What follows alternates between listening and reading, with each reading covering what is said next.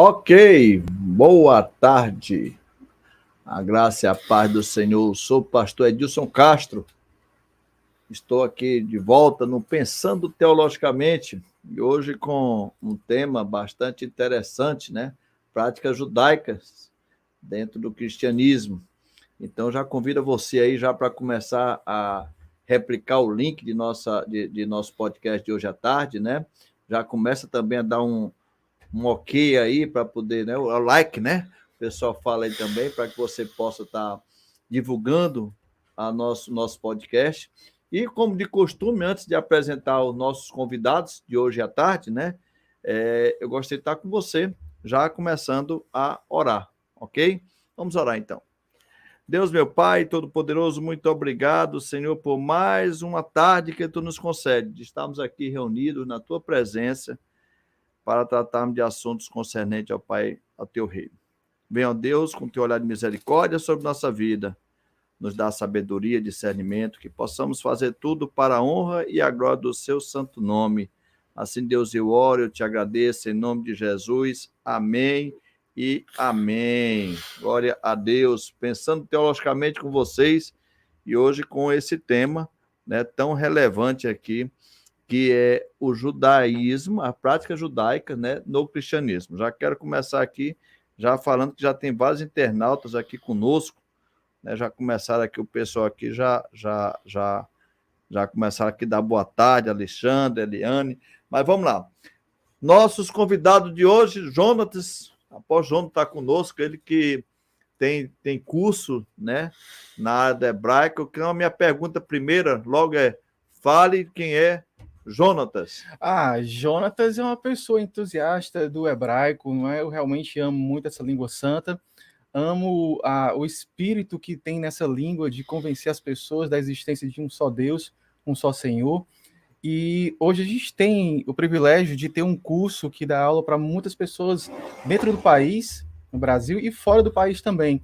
Pessoas de língua inglesa conseguem acessar esse curso também. E nós temos aí nosso trabalho de execução de amor, que é a AME, Aliança Ministerial Evangélica. Com tudo isso, eu estou aqui muito feliz em poder participar desse debate, que eu acredito que vai acrescentar bastante para as igrejas que precisam realmente fundamentar a identidade que elas vivem hoje quando usam esses ornamentos, esses fundamentos todos que são colocados aqui, muitas vezes como práticas judaizantes. Certo. E qual a sua formação? Olha, eu tenho teologia, sim, também fiz administração, fiz também publicidade e propaganda, né? E tem alguns outros cursos de especialidade, mas assim, o hebraico hoje é a minha praia. Eu me considero como um hebraísta. Tenho um chamado apostólico, exerço isso normalmente, mas tenho o hebraísmo, ou melhor, eu sou um hebraísta de especialização. Eu trabalho com hebraico. Você fez curso em próprio Israel? Chegou a passar algum tempo não, lá? A carreira hebraica ela ainda não promovia no meu tempo de início, né? Quando eu comecei não tinha esse curso específico. Hoje no Rio de Janeiro já tem uma formação, uma ramificação do português, né? Como se tem na publicidade, você tem também, no português você tem essa questão do hebraico como uma língua histórica, língua antiga, como aqui no Ceará nós temos o grego e o latim. Então, no Rio de Janeiro tem o hebraico, mas no meu tempo não tinha. Então, eu fiz na faculdade teológica, não é? E aí fui me especializando. Se aprofundou, não demais. Foi? Enfim, hoje é a minha segunda língua. Perfeito. E estamos aqui com o nosso querido pastor Wagner, que já é conhecido de todos, Wagner Gaspar, que também é professor de hebraico, viu? Aí, assim, nós estamos aqui com duas feras, né? E um leigo que sou eu, que eu só sei de hebraico, eu só sei falar shalom. Shalom, shalom. Olha que sabe mais. Shalom. Shalom para você aí, né? Shalom. Shalom, né? Pastor Wagner Gaspar, fale um pouco aí da sua experiência acadêmica. Quem é pastor Wagner Gaspar? Pastor Wagner Gaspar, pastor da Igreja Congregacional Antioquia, sou da Igreja Congregacional da União, né? Sou professor de teologia desde 2001, comecei a dar aula, e entre as aulas hebraico, né? E também sou esposo da Edna, pai do Abner, do Benjamin, e professor de judô, faixa preta segundo dan. Pronto. O reverendo também, ele luta também, arte marcial? O Krav Maga é uma arte não, é um estilo de defesa. Desenvolvido em Israel. Então, se ele vier ali atacar, o senhor tem como se defender, né? O Krav Maga não é tão de defesa, é matar ou morrer. Deve ser mais interessante do que o meu. O Krav Maga, ele trabalha com pontos vitais, então é dentro do olho, é na garganta, é testículo. Meu Deus do céu. Então vamos levar as coisas aqui em paz, shalom a Só na todos, teologia. né? Vamos ficar só na teologia. Vamos fazer encarada aqui, vamos fazer encarada. Viu? Então vamos lá começar. E a nossa tema, né, desse podcast, né, ele vem, eu diria, de uma sequência de pensamentos que a gente vem desenvolvendo aqui no Pensando Teologicamente. Tivemos na terça-feira passada, né, aqui um momento com o pastor Pérez, que a gente trabalhava o livro de Pentateuco. E ali foi falado muita coisa do Antigo Testamento, né, foi falado a história, né, do povo de Israel. E eu digo, rapaz, uma coisa vai levando a outra, né, já que falamos tantos sobre o povo de Israel, e agora a gente vem, então, a essa, eu diria assim, a esse momento que muitas igrejas têm, né, de incluir alguns artefatos, algumas simbologias judaicas dentro da sua própria igreja, né? E aí vem a primeira pergunta já para o reverendo Jonatas: como diferenciar, né, a prática cristã da judaizante? Sim. Olha, o que realmente difere é o propósito de fé. Né? Na verdade, a igreja cristã tem um propósito de fé muito bem definido desde que ela nasceu. É Cristo, é Jesus Cristo. E pronto. Já a prática judaizante, se judaizante é uma questão assim até um pouco pejorativa, mas é só a pessoa que pratica mesmo o judaísmo, que busca praticar o judaísmo, ela não tem um Messias definido. Então, assim, o que difere uma igreja, as práticas cristãs das práticas judaicas, é o foco da fé. Uma igreja cristã é Jesus Cristo, porque é o autor e consumador da nossa fé, e no judaísmo a gente pode encontrar outros padrões messiânicos. Né? Não existe uma definição muito prática. Adora-se a Deus, sim, e tem algumas ideias de Messias que a gente pode compartilhar durante a live aqui. Podcast. Certo.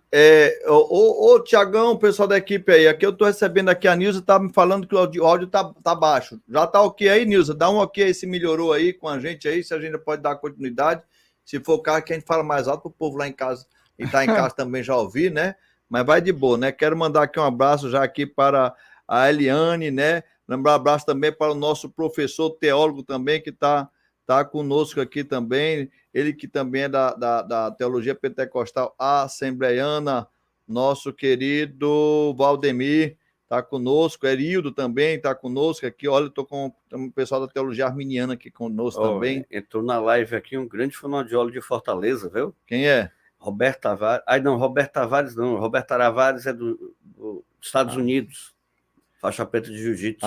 Também estou aqui com o Aldísio, né? Que é lá da IEC, lá de Fortaleza. Um abraço, Aldísio e demais. Muita gente boa, né? Vamos começando aí a falar. Pois bem, aí eu vou logo começar aqui já a instigar, e aí vocês começam aí é questão mesmo de práticas ainda falando. E eu vou logo aqui tentando pular aqui algumas coisas, mas o que é que eu entendo? Nós observamos principalmente aqueles irmãos que vão até Israel.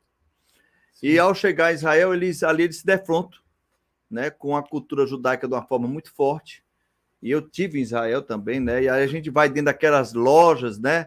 E aí muitas coisas lá são ofertadas, e tudo dentro da linha da prática religiosa judaica. Aí lá você vai ter um kippá para vender, você tem uma menorá, você tem um sofá, né? Você tem um talit. Um talide, né, sacerdotal, e o pessoal compra, e aí volta para o Brasil, e quando chega aqui no Brasil, de repente,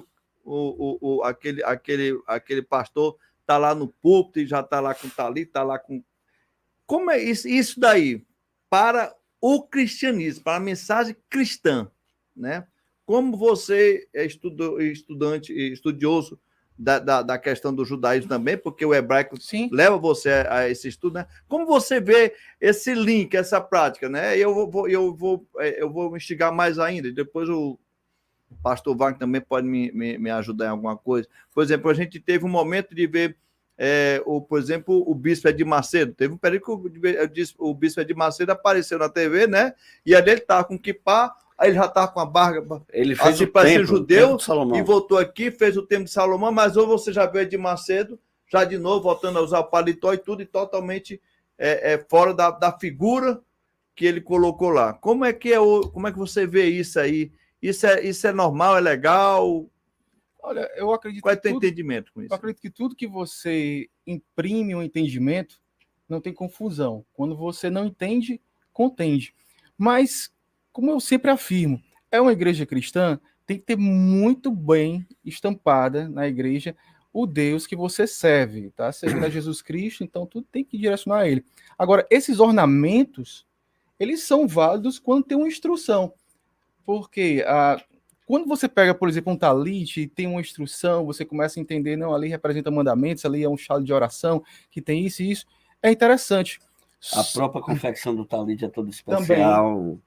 Aqueles nozinhos que tem na borda dele tem um significado. Ele é cheio de significado. Então as pessoas estão fazendo hoje, né, apóstolo? Sim. Sem nenhum entendimento. É fenômeno da pós-modernidade. Só vai colocar e acha que acha legal. E é prejudicial. Aí nesse ponto eu acredito que é prejudicial. Não é por quê? Porque gera confusão. E tudo que gera confusão é do cão, para rimar. Mas tudo que gera confusão não é interessante para a igreja. Mas, assim, dizer assim, olha, existe um significado por trás disso. Só que, quando você trabalha com o discipulado, quando você trabalha com o discipulado de Jesus, você está centralizado na essência da fé, a salvação do indivíduo. E a partir de então, isso vai crescendo gradualmente. Agora, eu chego numa igreja, eu nunca fui de nenhuma igreja, e me sento e vejo muitos trajes, muito ornamento que eu nunca vi nem na minha vida. E não me identifico com nada. E aí a pessoa diz, está na Bíblia, e na maioria das vezes não está. Porque muitos ornamentos judaicos, eles não estão na Bíblia. Eles são entendimentos de uma religião, que é o judaísmo, uma religião linda, maravilhosa, tem seus conceitos, seus princípios e valores, assim como o cristianismo. Mas muitos dos ornamentos não estão na Bíblia. Essa é uma das grandes oportunidades que a gente tem de colocar claro para as pessoas que querem usar esses ornamentos, que querem investir nisso, para dizer assim, olha, use, mas com bastante moderação. Entendi. Pastor, quer acrescentar? Olha, a gente vive a época, segundo Bauman, a pós-modernidade, o mundo líquido. Então a gente vive, tomando emprestado aqui uma frase da esquerda, é a apropriação cultural. Não gosto muito dessa ideia, mas na realidade o que está acontecendo? Hoje a gente tem gente que nasceu em berço pentecostal, de origem de igreja pentecostal, que é reformado. Para mim, é uma falta de identidade muito grande. Tem igrejas que são reformadas que estão se renovando. Verdade. Tem igrejas evangélicas que estão no movimento da restauração, que é um movimento de trazer a liturgia judaica para uma mistura da liturgia cristã. Como o Juntos falou, se é feito com entendimento, ok, mas a maioria das pessoas não tem a mínima ideia do que estão fazendo. O próprio catolicismo é uma mistura de paganismo com cristianismo, com liturgia judaica. Se você vê na questão da liturgia católica, você vê, ela chama a atenção por causa da vista. Os paramentos são bonitos, e ali é uma mescla de paganismo com cristianismo, com judaísmo. Então, essa mistura já vem de muito tempo, só que agora a gente está vendo muitas igrejas, por exemplo, que está dentro da liturgia o shofar. Aí, quando toca o shofar, alguma coisa acontece. Olha, eu não tenho nenhum problema com o sobrenatural, contanto que se pegar algumas práticas místicas e transformar em doutrina, vai virar uma coisa esquisita. O sobrenatural, o milagre é sobrenatural, ele não pode virar parte da liturgia. Aí já pegando sua pergunta e já levando para ele. Qual o sentido do uso do sofá para os judeus e dentro dessa usa hoje aqui? É usado para quê? Né? Boa pergunta. Esse tipo de pergunta esclarece bastante. Que é para poder esclarecer, para a pessoa entender, bastante, né? Bastante. Porque, assim, como você falou, você chega em Israel muitas vezes e vê objetos que as pessoas dizem, olha, está na Bíblia, mas muitas vezes não está. E quando está, A pergunta é como ele está? Como é usado? Para que ele era sendo Pra que ele é utilizado? usado? Né? No Qual próprio... o significado dele naquele momento? A Né? gente vai talvez chegue nesse momento aqui, a gente chegue no momento de entender assim, o que realmente o judaísmo quer dizer, qual a mensagem dele e qual a mensagem do cristianismo.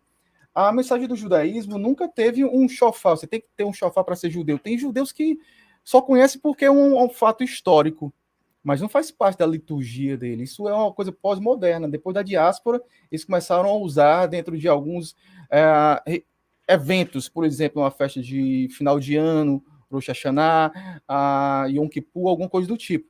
No próprio judaísmo, religião. Na Bíblia, tem uma trombeta para anunciar a chegada de uma guerra, para anunciar o início de uma guerra. Pois é, Jericó, por exemplo, Perfeito. né? No livro, quando você vai ver Josué, então ele pega e pede as pessoas para tocar ali, que para iniciar, né? Perfeito. Estima-se, existem algumas fontes que também se usava para colocar o óleo e a partir de então ungia-se a pessoa com o óleo derramado a partir do shofar. Mas esse tipo de evento, ele não pode ser assim, não pode prover uma nova doutrina na igreja cristã que tem uma mensagem tão pura, tão simples, tão fácil. Para que assim misturar tanto? Eu assim só estou pontuando o que o Wagner falou, meu professor. Wagner foi um grande professor, passou pela minha... Assim, eu fui da escola dele, foi meu professor. Foi aluno do Wagner? Foi, assim, em 1900 e alguns dias aí. É porque ele, depois que eu acho que esse rapaz tá utilizando algum rejuvenescimento aí, porque o cara... Eu casei com a Edna. Casou com ele, né? Aí a mulher dele também usa produtos de beleza, né? Vende perfume e tudo. Não é só amor mesmo. É muito amor, né? É bem amor. Cuidado, né? É uma pessoa muito paciente. Tu tá falando disso porque ela tá aqui, né? Na live aqui te ouvindo, né? Ela até disputou uma frase aqui interessante, ó, elementos litúrgicos sem entendimento são distrações da fé. Interessante. Ela realmente é... Assim, eu tenho boas memórias da Edna também, foi meu professor também. Não dá para culpar o Wagner nem a Edna por ter sido meu professor e ter me gerado, porque eu tive um desvio da fé. uns desvios aí que são justificados. Mas, por exemplo, no grego eu aprendi bastante com ela, eu tive 3 professores de grego.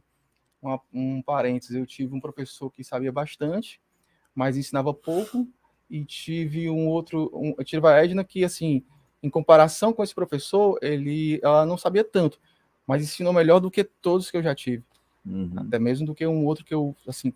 Que achava que era o cara, né? Ela tinha um então, voltando às perguntas, então, o sofá, vamos lá, outra coisa que é muito utilizada também. O sofá ele tem 3 toques básicos, né? Um contínuo, interrompido e um que dá uma interrompida. Sim, boa lembrança, né? O que significa esses toques e para que eram feitos? O toque era para reunião, o toque era para chamada para guerra e o toque era para recuar também. Existem também outras diferenças de toques que já vêm de pessoas mais místicas, e eu não tenho um entendimento aí, não, porque diz que um toque chama o anjo e tudo, já tem esse... Já tem um toque para chamar o anjo. Mas isso aí não é apócrifo, isso aí não é...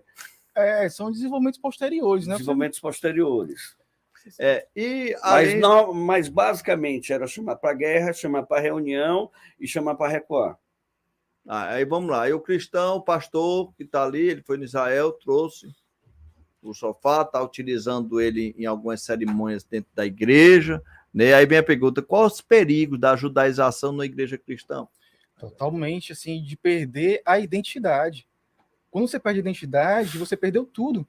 Você pode perder dinheiro, você pode perder saúde, que é ruim também, mas se você perder a identidade, não souber quem você perdeu tudo.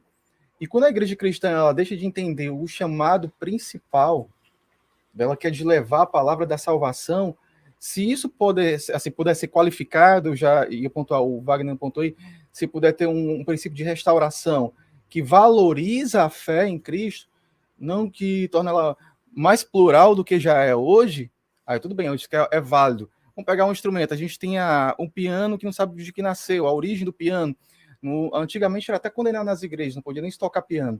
Depois esse uso foi tornando-se costume, e aí tornando as igrejas tem um piano, tinha um piano. Guitarra era para rock, não podia, depois foi aceito. Agora, se você tem a oportunidade de pegar um instrumento que assim, foi usado na antiguidade, tem propósitos espirituais, se você usa para espantar demônio, não sei, mas se você usa e diz assim, olha, esse é um instrumento que era usado nas guerras, nas batalhas de Josué e Jericó, e é tão frágil, Então o poder não estava no instrumento, estava naquele que comandava, naquele que comandava o Senhor dos Exércitos, estava naquele, assim, isso ser colocado como instrução e não como confusão. Isso, ó, tem um chofar e você não tem? Na sua igreja um chofar? E esse tipo de De coisa... dizer que tua igreja não é espiritual porque não tá utilizando, não é né? Não é Mas isso está acontecendo, tá?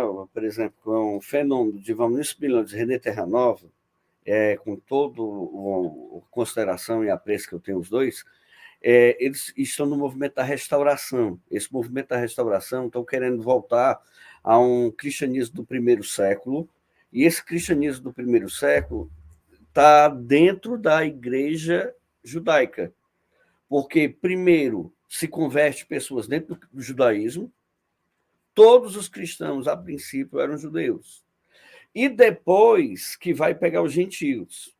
Só que existe uma ruptura drástica na questão da prática. Por exemplo, para Cristo não tem judeu e gentio. Não há judeu, nem grego, nem escravo, nem livre, nem homem, nem mulher. Todos nós somos um em Cristo. Agora, quem era judeu poderia permanecer com as suas práticas culturais. É o que Atos 15 diz.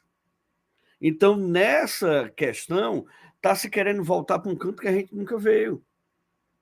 Seria mais ou menos voltar também àquilo que o autor do livro dos Hebreus fala, né, logo no seu início, em que tinha aquela vontade do povo, né, de querer voltar às práticas judaizantes. Aí o escritor vai dizer, olha, vocês estão negligenciando. É porque, assim, se generalizar, a gente acaba perdendo alguns detalhes importantes. Por exemplo, tem a turma da restauração e tem a turma do restauracionismo. Não é assim, é já um extremo, né? As pessoas assim, olha, essa questão que o Wagner citou realmente é importante se colocar. Tem algumas pessoas que buscam restaurar a igreja do primeiro século. E eu não vejo nem sentido nisso, porque não vejo sentido em voltar ao passado, mas de viver o princípio no presente. Mas quando a pessoa assim aceita a fé, acredita em Deus através de Jesus Cristo, ela é restaurada. Ela volta, ou melhor, ela busca entender o propósito inicial da vida do ser humano. Ela não vai virar uma criatura que não existia antes, ela vai ser restaurada. Isso é o meu ponto de vista acerca do restauração. Por exemplo, a gente defende, pelo menos eu defendo um ponto de vista que é chamado de tempo de restauração. Ou seja, um tempo onde eu faço um contraponto com a reforma. A gente entende que, assim, peraí, Deus criou perfeito, então eu não tenho como reformar aquilo que Deus criou perfeito. Então eu tenho que buscar aquilo que ele mandou fazer. Com açúcar e sem açúcar. Aqui é sem açúcar? É sem açúcar. Opa. E aí, nesse momento, algumas pessoas enveredam-se para alguns extremos. Por exemplo, tem pessoas que estudam o hebraico e buscam ser judeus. Hoje eu mostro para as pessoas que você pode estudar hebraico, ampliar o seu entendimento das escrituras, sem precisar ser judeu. Eu já ia perguntar isso, né? De tanto você procurar as partes judaizantes, é possível você se tornar judeu? Olha, biologicamente é impossível, até contradizendo algumas pessoas que se mutilam, quebram relacionamentos com os familiares. Tem comunidades aqui em Fortaleza que viraram judeu da noite por dia. E praticam a circuncisão da carne. Assim, isso era bom ficar. Tem, e muitos. E é bom até registrar, só deixa eu concluir o raciocínio, é bom até registrar, porque assim, existe o parâmetro da circuncisão, e que é bem colocado nas cartas paulinas como uma aliança da palavra. A própria palavra no hebraico, por isso que é bom o hebraico, Brit Milá, é uma aliança da palavra. Como você marca essa aliança no seu corpo? Entre um regime tribal, como foi colocado por tribos, são 12 tribos, é um regime tribal. Então existia aquela marcação, e sim, mas o entendimento nunca foi num órgão genital masculino. O entendimento sempre foi no coração. É tanto que Jeremias disse, olha, eu vou restaurar minha aliança no coração. E é isso que a gente vive hoje como cristão. E Paulo fala isso, é circuncisado pelo seu coração, né? Nessa questão aí, tem duas maneiras de você se converter ao judaísmo. Uma é a conversão mesmo, né? Do judaísmo raiz, né? Porque tem muita gente aí dando jeito. Isso aqui eu vou passar para os meus professores. O primeiro professor que era judeu me falou. A primeira é você ir em Israel e fazer a conversão lá. Lá você é batizado por imersão. Você faz aquele ritual que até a parte do livro de Ruth também cita aquela parte. E você faz a circuncisão. Então você tem que se converter lá, chama prosélito. Então existiam vários prosélitos no Novo Testamento. A outra forma é você achar a sua genealogia que você é judeu. Que existe hoje hoje tá uma coisa no Instagram, né? O pessoal estão fazendo tudo isso, a sua genealogia, que você agora é judeu. Todo mundo aqui é judeu. E aí você Castro, paga, né? Costa. É. O quê? Eu sou dos carneiros. Carneiro. Então judeu. todos nós aqui temos descendentes cristãos novos, né? Que foram judeus convertidos ao judaísmo. Então, nessa questão, a outra é você achar essa genealogia, aí você faz um ritual, acha um túmulo de um parente seu, bate a foto do túmulo, tem que estar apontando para Israel, no cemitério judeu, e é outra maneira de você se converter ao judaísmo. Quanto aos perigos, eu anotei alguns aqui, certo? Os perigos do judaísmo na igreja cristã. Deixa eu tomar um café aqui. Impor práticas judaicas como item essenciais à salvação. Eu não entendi. Repete aí. Perigos da prática judaizante das igrejas. Impor práticas judaicas como item essencial à salvação. É aquilo que ele diz, é você colocar aquilo que nós estávamos conversando, né? Sábado. É um sábado, é o do sofá, é a entrada da arca da aliança dentro da igreja. É uma coisa que eu já observei. Também, tem mais, né? Mas deixa eu aproveitar, segura aí. E aí eu vou para pegar aqui. Como é que fica a cabeça dentro da teologia cristã, por exemplo, de casamento judaico, no estilo judaico, dentro da igreja cristã? Olha, tem que se entender o que é realmente... Qual o contexto disso? O que é que leva, Wagner, do que é mais inteligente que eu? O movimento da restauração. Né? Esse movimento da restauração está querendo trazer a igreja do primeiro século. Cara, eu sou comedor de rapadura, macho. Eu gosto de carne de sol. Eu gosto de baião de 2. Eu como porquinha, espeto de porquinha ali na 24 de maio. Olha aí. Então, eu já não como, não. Eu como camarão. Então, eu não sou judeu. Pode ter sangue judeu na minha genética? Pode, mas também como tem sangue africano, como tem sangue português, como tem sangue europeu. Nós somos um misto de raças, é impossível não ter. Só que quando eu pego essas práticas e coloco e trago assim, é até bonito e tudo, mas não é uma cultura, isso se chama apropriação cultural. Entendi. Sinceramente, é o problema da pessoa, né, cara? Eu não fico... Não vai influir nem contribuir, né? Contanto que ela, como ele falou, que ela faça com consciência, saber o que está fazendo, ela faz porque acha bonito, ela tem algum significado para isso, ok. Agora, quando coloca como item essencial para a salvação, não, o casamento tem que ser assim agora. O casamento tem que ter assado e tudo e tal. Eu já casei o pessoal do Lepacu. Um casal do Lepacu, e os noivos não vieram andando para o altar para casar, não, eles vieram pulando. Meu Deus, o que é que eu me meti? E o pior de tudo, o noivo, quando foi pular o negócio lá, errou, tacou a cara do ferro lá, e ainda vem todo... É muita unção, muita unção. Vamos lá, eu achei mais alguns itens perigosos, sim, né? mutilar o Novo Testamento, porque algumas passagens, dependendo do movimento, porque o judaísmo messiânico, ele vem do hebraísmo cristão do século XIX, e ele é reformulado na década de 70 nos Estados Unidos. Dentro desse judaísmo messiânico, eles eram converter judeus ao cristianismo. Só que ele se ramificou em uns que não aceitam a divindade de Cristo, outros que aceitam a divindade de Cristo, e é uma celeuma hoje. E outros que fazem o movimento da restauração, que querem mudar toda a liturgia, dizendo que é essencial para a salvação. Então, mutilar o Novo Testamento, querer converter cristãos ao judaísmo messiânico. Por exemplo, o pessoal do movimento hebraico cristão do século XIX, eles não queriam converter ninguém ao judaísmo. Eles queriam converter judeus ao cristianismo, mantendo as práticas judaicas. Impor misticismo, dando poder sobrenaturais às práticas de objetos. A campanha da arca, vai levar a arca para casa. Querer impor práticas judaicas e suas festas na teologia. Uhum. Não tem necessidade, por exemplo, também não tem nenhum, para mim não tem nenhum problema uma igreja que decide fazer a festa do tabernáculo, contanto que ela saiba o significado das festas do tabernáculo e ela sabe ali que A não festa do Purim, né? Também que o pessoal usa muito. Né? Pronto. Tem uma série de festas, São né? 7 festas, né? É, Purim, Hanukkah, Yom Kippur, Festa dos Rapaz, Tabernáculos, tu estudou, não foi? Tu ele estudou fez dever de casa. né? Mas, por exemplo, eu até compreendo esse ponto de vista do professor Wagner, mas, por exemplo, eu só não posso generalizar. Não é Entendi. porque eu acredito que o aspecto da salvação é um aspecto de restauração do indivíduo. Agora, como você restaura... Na aí... teologia protestante chama de regeneração. Pois é, algumas pessoas têm alguns termos diferentes para a mesma coisa. Isso é normal, por exemplo. A gente não pode julgar uma teologia a partir do nosso nascimento. Existe muita coisa antes. Por exemplo, eu nasci no Brasil, mas antes do Brasil ser colonizado ou descoberto, já existiam as Américas. Então já existia muita coisa. A gente nasce numa linha do tempo onde as coisas já vêm rolando há um bom tempo. Então, necessariamente, por exemplo, hoje, assim, dizer assim, que a gente impõe algumas práticas judaicas na igreja cristã, isso agora eu vou tentar salvar as pessoas que realmente acreditam nisso, que de alguma forma de boa fé tentam fazer, como separar uma igreja judaica de uma igreja cristã, uma vez que a igreja cristã não existia antes do judaísmo.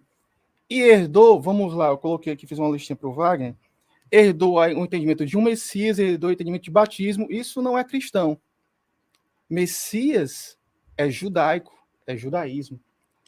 Só para os cristãos entenderem. Concordo. Não, tem uma lista boa aqui. Deixa eu no Messias eu concordo. Eu tinha bastante argumento para você. Ó. Tem o Messias, é judaico. Batismo é judaico. A apresentação de crianças... Não só judaico. É judaico. Não existia cristianismo. Isso aqui mas é uma prática judaica. Mas o batismo é prática de todas as seitas daquela época, e até seitas pagãs. Não de todas, né? Então, assim, você vai considerar a maioria, mas quem imprimiu foi o judaísmo, purificação. Apresentação de crianças, judaico. Ceia, judaico. Dízimo, tim-tim, judaico. Combate à idolatria, ou seja, só tem um Deus, então combater os outros deuses, judaico. Bíblia como regra de fé e prática, judaico. Monoteísmo, judaico. Oração, até a oração do Pai Nosso é uma oração judaica. Aí a gente pode ver sobre Jesus, assim, um Messias com salvação, porque Jesus é a salvação de Deus. Também é judaico. Sinagoga, ou seja, congregação existe porque é uma adaptação da sinagoga. A arquitetura da sinagoga é a mesma arquitetura das nossas igrejas.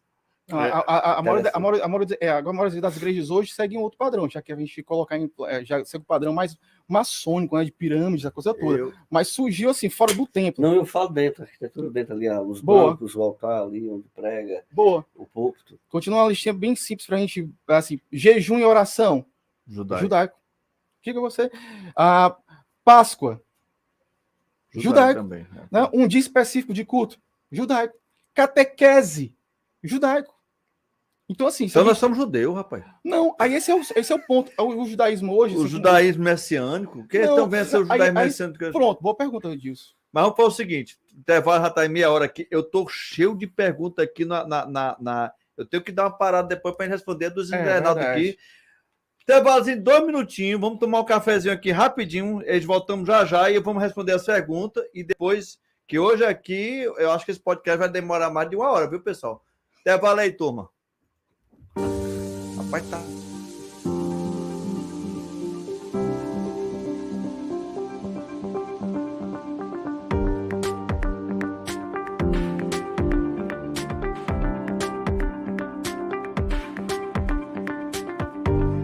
O curso de Direito habilita você para diversas carreiras. Você pode ser um advogado, delegado, juiz, promotor ou tantas outras.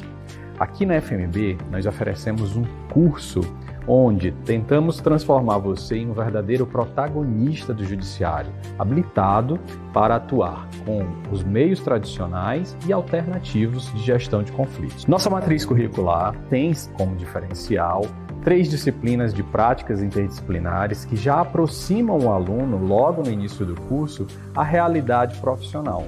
Na sequência, nós temos mais 3 disciplinas de práticas simuladas, onde os alunos são exercitados a atuar em casos simulados. Na sequência, mais 3 disciplinas de estágio supervisionado, onde os alunos de fato passam a atender pessoas e casos reais no nosso núcleo de prática jurídica. Para tanto, nós contamos com professores especialistas, mestres e doutores, promovemos cines jurídicos, simulados da OAB logo a partir do terceiro semestre, para que ao final do curso o aluno já esteja preparado para o exame. Nós temos ainda convênios com a Escola Superior da Advocacia, promovendo oficinas, palestras presenciais e remotas, visitas técnicas ao Tribunal de Justiça, ao Complexo Penitenciário, à sede do OAB, dentre tantos outros.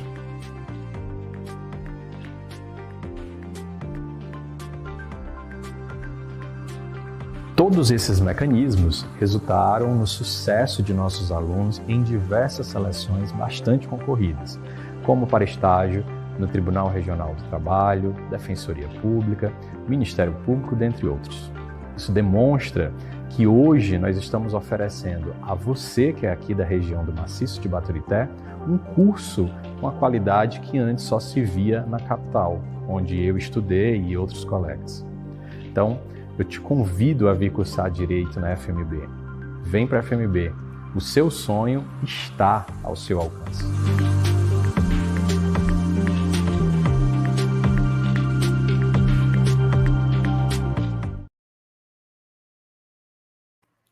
Ok, retornamos então. Hoje o debate aqui tá bom demais.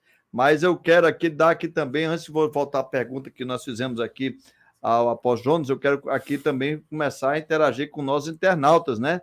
E tem pergunta demais aqui. Então, deixa eu começar aqui a escolher algum aqui, né?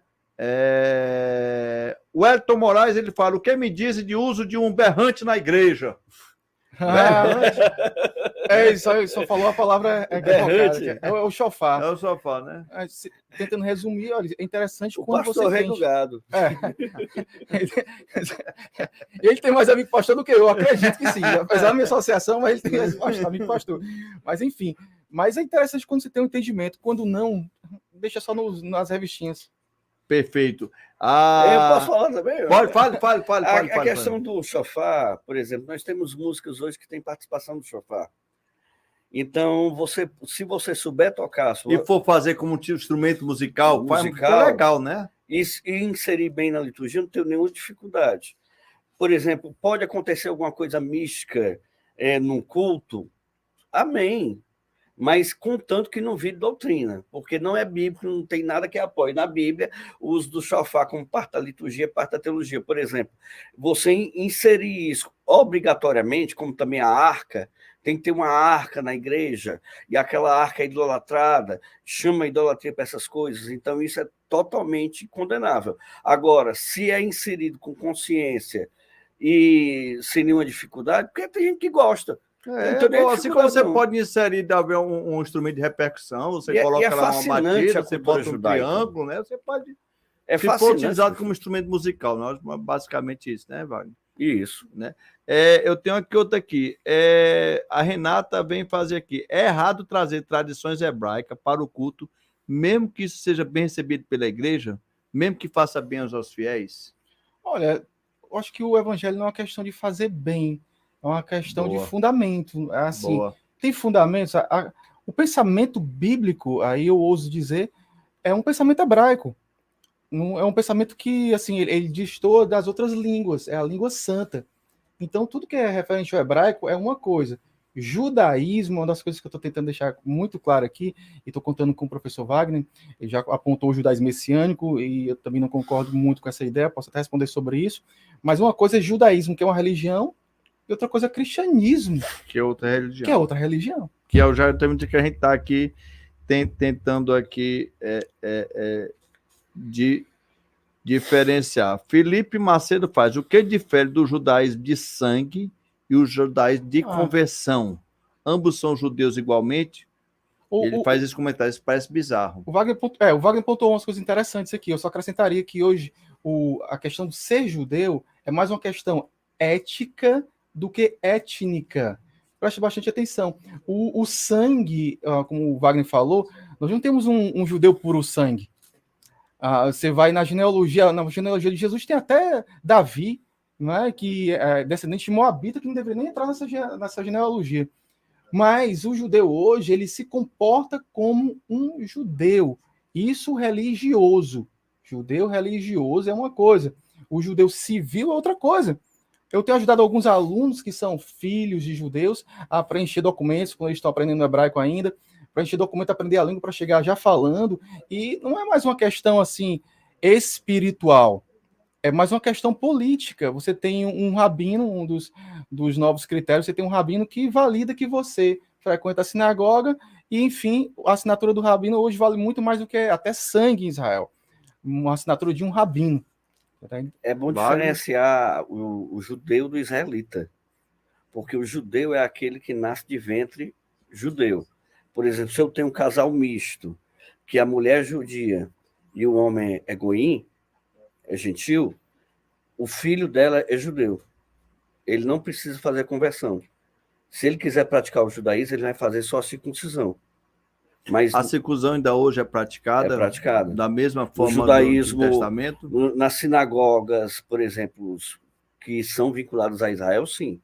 Agora, tem muitos hoje, o João você pode confirmar, que nasceram ninguém sabe nem de onde. Mas o apóstolo também falou na questão da circuncisão, que não necessariamente sejam nos órgãos genitais, não foi? Não, o que eu apostolo, o que eu falo sobre a circuncisão é um entendimento que todo mundo deveria ter. Entendi. Que é o entendimento da própria palavra. Quando se fala em circuncisão na Bíblia, usa seu entendimento errado na maioria das vezes. Quando se fala circuncisão, fala assim, vamos fazer uma aliança da palavra. Essa aliança no judaísmo é marcada no prepúcio. Então, se o pai é judeu e a mãe é goim, gentil. Goim é gentil. Ela é gentil, o que é que vai acontecer? Ele tem que se converter ao judaísmo. Ele tem que fazer o ritual de conversão. Já se é do ventre de mulher, não.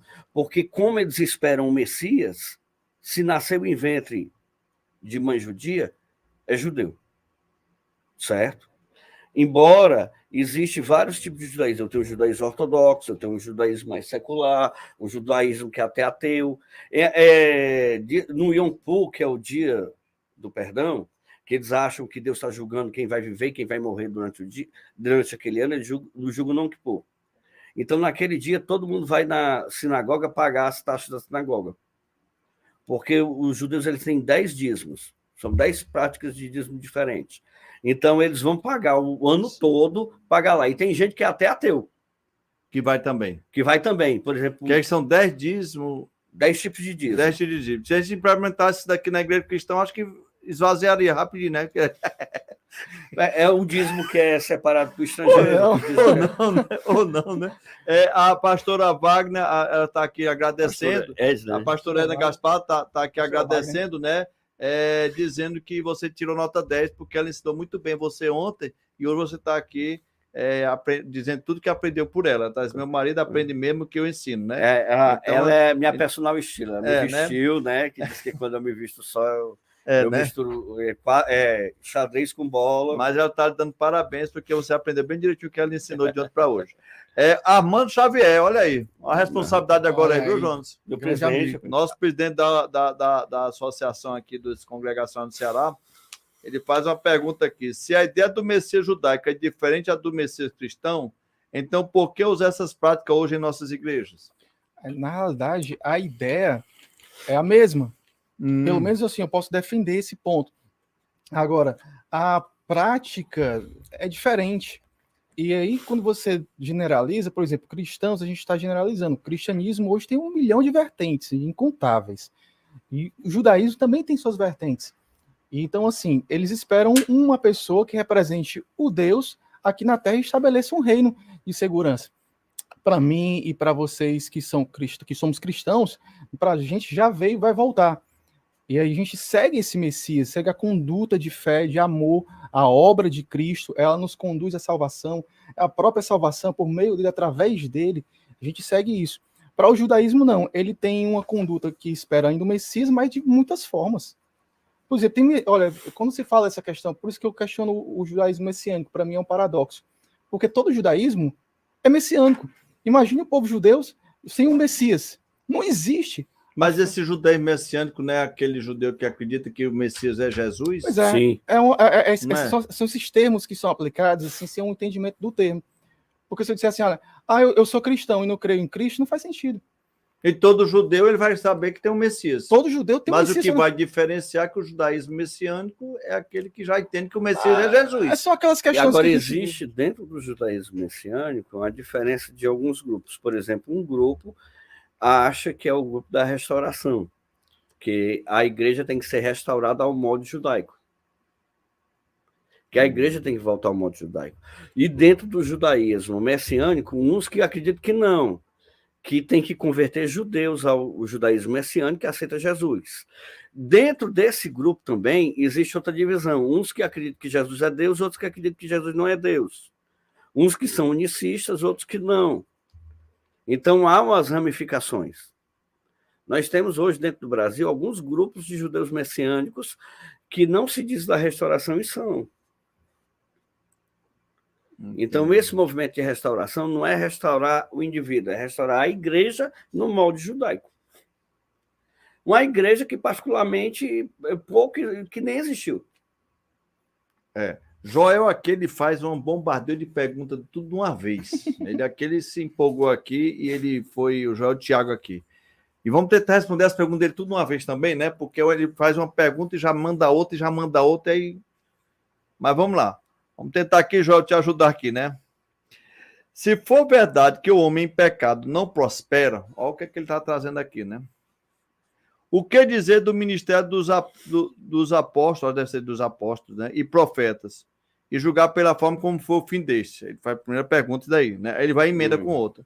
E se esse ministério da restauração não estiver apenas usando esse nome para ensinar a teologia da prosperidade? Ele vem questionando, né? E ele vai para a terceira. E se essa teologia estiver mantendo na igreja e mão movida pela própria ganância a troco de promessas? Né? E aí ele vai finalizar. Se for assim, não estão restaurando a teologia de só não prospera porque está em pecado, que é a corrente do pé de Jó? Então ele faz uma sequência de perguntas. Então vamos lá, né? Ele primeiro está falando sobre a ideia do cara que só prospera se tiver a bênção de Deus. Acredito que ele quer dizer isso, né? Se não tem a bênção de Deus, o cara não está prosperando. A teologia lá vem lá daquela discussão de Jó, né? E ele quer saber o seguinte: que vocês acham que essa tão falada que nós estamos falando aqui da questão da restauração, né? Não é uma pseudo ideia de implementar a teologia da prosperidade? Acho que é mais ou menos isso, né, talvez Joel? o Wagner possa responder melhor, porque assim, no meu ponto de vista, a teologia cristã é uma teologia da prosperidade. Você não entra no cristianismo para ficar pobre. Mas agora, como você desenvolve essa sua prosperidade, que tipo de barganha você faz com a sua fé ou com Deus, aí é que entram os crimes teológicos. Mas o cristianismo, ele não te chama para ficar pobre, te chama para ser rico. Quando você entende a identidade de filho, você é filho de um Deus que é dono de toda a terra. Então, você conquistar aquilo que é seu é digno, a não ser que você acredite que o rico não pode passar por um buraco de uma agulha, literalmente. Mas eu acredito que é uma questão de não generalizar, porque o Wagner usou a questão da restauração, e tem alguns movimentos, sim, que usam esse nome de restauração, e que tem seus abusos, né, teológicos, como usam outros nomes também. Restauração sou um pouco particular porque eu uso o termo de restauração, enfim, mas já pontuei que sou diferente do pessoal que é judaísmo messiânico, que usa assim, a restauração para voltar à igreja do primeiro século. Não vejo sentido nenhum voltar. Quanto mais desenvolver à frente, é melhor. Mas tem pessoas que usam para isso, então talvez a pergunta dele seja mais, sim, pontual para Wagner, porque ele citou essa questão do generalizou, né? Ele está pegando um segmento do movimento da restauração, como o apóstolo Jonas falou. Por exemplo, nem todo segmento da Igreja da Restauração trabalha com a questão da prosperidade. Dentro desse segmento da Igreja da Restauração, existe um movimento chamado M12 e o G12, que trabalha a questão da primícia. Então, dentro da primícia, dentro dos dízimos, dentro das ofertas de honra, dentro das campanhas, dentro da oferta para Israel. Então, isso é que ele está chamando a questão da prosperidade. Realmente, Joel, é? É, Joel. Joel, realmente, Joel, existe esse segmento que trabalha bem a teologia da prosperidade. Agora, existem outros movimentos da teologia do movimento da restauração que não trabalham essa questão das ofertas, que eles trabalham só a questão... eu não estou dizendo que o apóstolo João está errado, eu estou falando que existem esses movimentos bem ramificados, ele é muito pulverizado. Então, existe o movimento da restauração que quer voltar a uma igreja com um misto de judaísmo e não trabalha a questão da prosperidade, e existe o movimento, principalmente, não é só eles não, mas o M12, o G12, que trabalham essa questão da prosperidade. Então, existe, Joel, um movimento da restauração que não trabalha essas ofertas, que trabalha com a questão da restauração da liturgia. Então, a questão da teologia da prosperidade é um bull, principalmente que entra do G12 e do M12. O G12 e o M12 como é que se diz? É um upgrade, o Frankenstein, não estou falando no mau sentido, é só juiz de fato, não estou julgando, mas é uma mistura de várias coisas, entre elas a teologia da prosperidade e a teologia messiânica da restauração. Eita, porque é bem complexo. Bota complexo nisso, né? Eu fiz aqui... Eu também não estou julgando se é mal ou se é bom, estou falando que tem, e realmente tem. Ok. Retomar que eu tenha respondido mais aí o Joel, né? Eu tenho aqui uma do Assis Saraiva, na questão da comida. Sim. E do sangue. Como o cristão deve se portar diante dessa problemática que até hoje causa divergência, né? E aí, vamos comer uma galinhazinha, a cabidela com sangue, ou comer uma carne de porco? Como é que a gente vê isso aí? Começando por você. O porco e a galinha cabidela eu passo para Wagner. Ele deve pensar que fazer melhor que isso aí. Galinha cabidela não tomo. Pronto, a gente fica só com o porco. Mas, enfim, quando se acredita em um Deus que imprime seu conceito, suas instruções para você andar muito bem com ele, fatiar e escolher a melhor parte ou a parte que mais lhe agrada, é perigoso, porque a mesa está posta. E eu acredito que as instruções de alimentares que existem em Levítico capítulo 11, em outros pontos também, são importantes sim. Agora, quando você segue algo mais por externo do que interno, eu acredito que isso ele fica obsoleto com o tempo. Eu acredito muito que quando o eterno ele toca o interno, ele muda o externo, e não o contrário.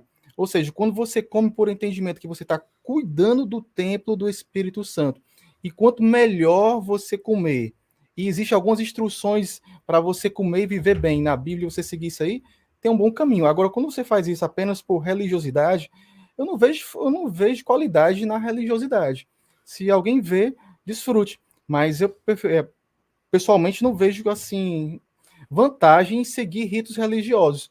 Por exemplo, hoje mesmo eu ensino aí para minha filha, olha, filha, eu te dar um conselho para a vida. Não siga os líderes só porque são líderes. Siga porque são exemplos claros de uma vida. Quando a gente segue a Bíblia porque simplesmente imporam para a gente sem entendimento, não vai muito à frente. Eu acho que entender as leis alimentares, é melhor entender pelo ponto de vista de saúde, um ponto de vista de entendimento assim, espiritual. Foi Deus, então eu vou tentar cumprir. Do que por um segmento religioso. Até mesmo porque, por exemplo, tem alguns aspectos aí dessa questão judaica que limitam assim você ter esse tipo de dieta judaica quando se trata de judaísmo, porque tem uma coisa de Bíblia e tem o judaísmo, que são praticamente impossíveis. Aqui, Wagner, eu frequento algumas sinagogas aqui que são messiânicas e outras que não são messiânicas. E nas que não são messiânicas, por exemplo, eles são mais radicais na alimentação, e eles praticamente têm que comer frango quando vem de Recife, porque lá tem a pessoa apropriada para bater o frango. Então, enquanto não pode ser sufocado, só né? come carne só come peixe e ovos. E carne a gente tem que trazer de lá e o frango também. Então fica até difícil, sabe? E eu acredito que se eles estivessem numa mesa desfrutando com as pessoas do que tem na mesa, e da presença de Deus, e da presença das pessoas, seria mais útil. Mas é uma questão pessoal. Eu só recomendo que aprecie sempre tudo com moderação. Wagner? 1 Coríntios capítulo 10, verso 25, diz: comei de tudo que se vende no mercado, sem nada perguntardes, por motivo de consciência. Jesus disse que é o que sai da boca, não é o que entra na boca que faz mal ao homem. Mas é claro, como o Júnior está falando, a questão de saúde, mas o peixe hoje está com mais plástico do que a gente pode imaginar, porque os mares estão poluídos. Então, na questão de saúde, está ruim da gente comer alguma coisa, não dá para a gente comer quase nada. Então, comer de tudo que há no mercado. Se você é cristão, você pode comer qualquer coisa. Não deve comer, por exemplo, alguma coisa sacrificada aos ídolos. O que é que acontecia nesse contexto de Paulo? Dentro do mercado, recebiam muitos animais que eram sacrificados, e eles vendiam no mercado. E existiam também rituais, que eram chamados pessoas que sabiam que aquele animal tinha sido sacrificado, e a pessoa comia, e as pessoas falavam, se é de causar escândalo, não coma. Agora, você não vai perguntar, ei, tu é macumbeiro, isso aqui foi sacrificado? Não. Ora, dá graças e passa para dentro. Repreende. Abençoa e come. Eu tive na Bahia, comi acarajé, não gostei. Como é o nome do... É acarajé cozido lá? Abará. Será que é abará? Alguém me ajuda aí que está nos ouvindo? Os baianos, pelo menos. Não se deve perguntar. Agora, se você tem consciência, ora e passa para dentro. Existe até que existe feitiço, alguma coisa, né? Dr. R.W. Schambach, que é um pregador de cura divina, ele colocou no estado americano, que o voodoo é muito forte, ele colocou um templo lá, e a mulher mandou 3 anos uma torta envenenada e enfeitiçada para ele comia a torta e não acontecia nada. E ele orava, e a Bíblia diz, comereis qualquer coisa mortífera e nada, não de farasma nenhum. Se você não é judeu, você não tem que ter proibição nenhuma. Quem come, Romanos capítulo 14 fala isso. Aquele que come glorifica a Deus, aquele que não come glorifica a Deus. Eu tenho que respeitar quem não come e eu tenho que respeitar quem come. Amém, pastor, né? Eu tenho aqui já também aqui algumas... Meu Deus do céu. Mas vamos lá, né?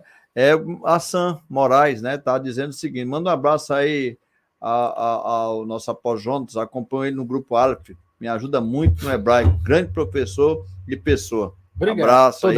Todarabá. Eu acho que deve ser Sam, deve ser o Sam, né? O Sam Moraes, né? É porque aqui não dá para saber.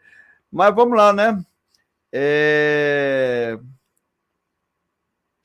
Alguém pode ser, o Jefferson, alguém pode ser apóstolo na atualidade? Jefferson Rodrigues. Olha aí. Acho que pode, eu estou aqui. Eu sou... Pronto, né? A partir de mim, quando se faz teologia a partir de si, é interessante, né? Como muitas pessoas fazem teologia a partir de si. Mas o apostolado não é algo que normalmente assim se emprega na eclesiologia, até mesmo brasileira, diferente das outras eclesiologias até fora. Mas é um entendimento muito claro de que você tem uma mensagem e essa mensagem precisa ser passada para outras pessoas. Depois de Jesus, quem vem depois dele com a mensagem, apostola uma mensagem. Eu sempre entendo as palavras buscando compreender o seu significado etimológico, seu significado de tradução direta, para depois assim atribuir termos assim gerais. Então, não tem nenhum problema, né? E algumas pessoas têm eclesiologias diferentes. Por exemplo, as pessoas da Igreja Reformada, elas não entendem o apostolado. Elas entendem, assim, um reverendo, que vem de uma palavra assim, tremendo. Às vezes tem pessoas que são tremendas, como Deus é tremendo, e elas entendem tudo bem, mas não entendem o apostolado. Mas, enfim, eu acredito que... Segue adiante. Sei lá, eu fico tão, assim, mais honrado quando você me chama de amigo do que quando me chama de apóstolo. Acho que é mais interessante. Agora, o que eu faço é apostolar. Me segue nas redes sociais, @apóstolo Jonas, AP Jonatas Cavalcante, e vê o que é que o apóstolo faz diariamente. O que é que ele come, o apóstolo que eu como, quem eu falo, o que é que eu faço no final de semana, o meu sacrifício de vida. Eu apresento sacrifício também no altar de Deus. Meus sacrifícios de vida, a mensagem que eu imprimo. Se você quiser seguir a partir de mim, eu faço como o apóstolo Paulo. Seja seguidor de Cristo, me imitem assim como imita Cristo. Simples assim. Wagner Gaspar. Efésios 4:11 diz que ele escolheu para doutores, apóstolos, evangelistas e mestres. Então, aqui fala do 4 tipos de ministério. Quem defende que não pode haver apostolado nessa era que nós estamos, ele está dizendo o seguinte, que os apóstolos só foram os 12, certo? Só que na Bíblia não tem isso. Por exemplo, 1 Coríntios capítulo 9, verso 5, diz o seguinte, não temos direito de levar conosco esposa crente, como também os demais apóstolos e os irmãos do Senhor e Cefas. Por exemplo, os irmãos do Senhor não estão nos 12. os demais apóstolos. Então, Barnabé é tratado como apóstolo, outros apóstolos aparecem no Novo Testamento também. Então, a palavra apóstolo, apostálmenos no grego, ou shiloham no hebraico, significa o quê? Enviado, é um enviado pessoal. A dificuldade é que o apóstolo seria um enviado de Cristo. Então, esse apostolado, quem consagrou? Como foi consagrado? Como foi esse fato? Mas a questão, por exemplo, se pode enquadrar o apóstolo como missionário. O apóstolo, dentro dos cargos da Bíblia, ele é uma pessoa que abre igreja, ele é uma pessoa que dá cobertura a outros pastores, e ele é uma pessoa que faz essa supervisão. Então, tu é um apóstolo. Eu? Sim, rapaz. Eu não. Olha aí. Tu sabia que eu tenho mais um amigo apóstolo aqui, rapaz? Eu não. Quem sou eu? Deus, rapaz. Aí, dentro do movimento da restauração, por exemplo, aí se pede, antigamente eles pediam que o apóstolo tivesse uma multidão, o apóstolo teria que mandar primícia para outro apóstolo. Tudo isso aí é questões extras bíblicas que eu respeito, não sigo, mas tá de boa. Não diz respeito a mim.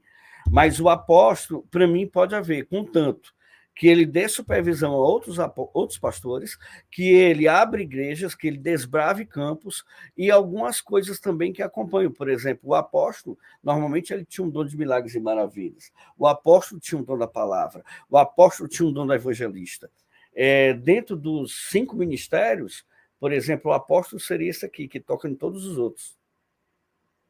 O mestre seria o menor, esse aqui seria evangelista, o profeta. Profeta é o que aponta o dedo. Esse aqui seria o evangelista. Tem muito profeta na igreja apontando o dedo, pastor. Exatamente. Então, existe também um ministério profético também. Cadê hoje em dia? Nós vemos apóstolos, não vemos profetas. Vemos mestres. Por exemplo, tem muito pastor que não é pastor, é mestre. É verdade. Para mim, eu creio nos 5 ministérios. Quando você está falando aí, eu estou me lembrando, porque a gente trabalhando aqui um pouco com um amigo, João, já que ele disse que prefere ser chamado de amigo, né?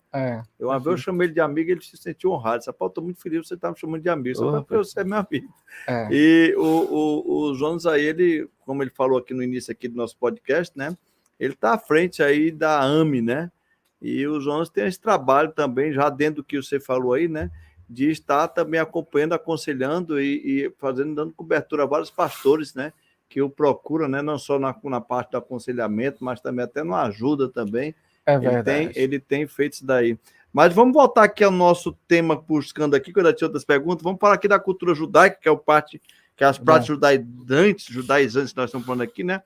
Ela é um desafio cristão ou uma apostasia? Olha, se você não entender... O quê? Eu não vi. A cultura judaica é um desafio cristão ou uma apostasia? Olha, se você não entender o desafio que nós temos de compreender práticas que foram usadas no judaísmo, mas que também estão impressas na Bíblia como um entendimento, uma instrução para o povo de Deus, vai ficar complicada a hermenêutica. Por exemplo, eu citei aqui umas 15 ideias que nós praticamos na igreja cristã, que nós chamamos de cristianismo, mas que, na realidade, não tem sua origem no cristianismo a partir de Cristo. Tem uma origem bem antiga. Aí é importante se frisar, antes que seja criada uma confusão, que, assim, se existe o judaísmo, é uma religião. Existe a instrução divina, que é da Bíblia Sagrada, começa a partir de Gênesis, vai até Apocalipse, e tem a religião judaica. A partir da religião judaica, nós temos aí um dos ramos que entendeu que o Messias chegou, é o caso dos cristãos. Jesus disse, eu cheguei, sou eu que falo com vocês. Vocês estavam esperando? Aqui estou. E aí, a partir de então, a igreja foi se desenvolvendo, mas não foi uma igreja que foi desenvolvida pura. Todo mundo que é hoje... Sem ter bebido de algum berço, né? Todo mundo que estuda hoje deve entender. Se a gente fala cristianismo, nós não temos uma unanimidade. O único cristianismo que tem uma unanimidade e com as suas exceções, mas é o cristianismo católico apostólico romano, que tem um papa, que define o que realmente é certo e o que é errado. Agora, o cristianismo que não tem papa, ele não tem uma definição do que ele realmente é. Por exemplo, eu sou faço parte da restauração.